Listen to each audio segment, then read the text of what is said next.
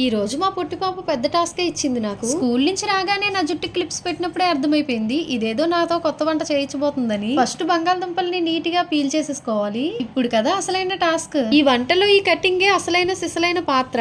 ఇవి ఒక్కొక్కటి కట్ చేస్తుంటే ఏవి చూసినంత ఈజీ కాదని అనిపించింది. అది ఏదైనా కానివ్వండి. ఫస్ట్ అయితే ఈ బంగాళదుంపల్ని స్లైసెస్ లా కట్ చేసుకొని ఇప్పుడు వీడియోలో చూస్తున్నట్టుగా కట్ చేసుకోవాలి. ఒకవైపు స్ట్రైట్ గా ఇంకొక వైపు క్రాస్ గా. నేనైతే కట్ చేసింది అటర్ ఫ్లాప్ అయిపోయింది. ఇప్పుడు మా డయ్యూ వచ్చి ట్రై చేసింది.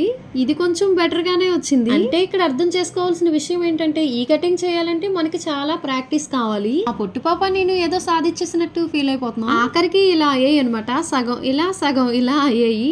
ఏదైనా ఫుడ్ అయితే వేస్ట్ అవ్వట్లేదు కాబట్టి ప్రాబ్లం ఏం లేదు. ఇంక పీసెస్ లో సాల్ట్, కారం, కార్న్ ఫ్లవర్ వేసేసుకొని బాగా పట్టించేసి డీప్ ఫ్రై చేసేసుకోవడమే. ఈ పిక్ పెట్టి మా పొట్టి పాప నన్ను చేయమంది. ఈ పిక్ లో ఉన్నట్టు రావాలి, బట్ అలా రాలేదు. అయినా ఏం పర్లేదు, ఒక్కసారి ట్రై చేయగానే ఏమి రావు కదా. 2-3 టైమ్స్ ట్రై చేస్తూ ఉంటే అవే వస్తాయి. రాదు అనుకుని ముందే భయపడిపోతే ఏది రాదు. కాన్ఫిడెంట్ గా మనం చేయగలము అనుకుంటే ఏదైనా చేయగలుగుతాం. ఇంక ఇవి టమాటా సాస్ లో డిప్ చేసుకొని తింటూ ఉంటే సూపర్ అసలు.